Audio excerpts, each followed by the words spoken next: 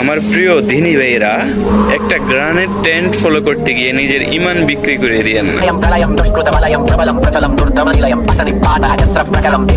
এই যে গানটা প্রলয়ম প্রলয়ম দুষ্কৃত বলায়াম, এটার অর্থ হচ্ছে যে জাজমেন্ট ডে অর্থাৎ কিয়ামত দিবস হচ্ছে নাকি না ইনসাফের দিন।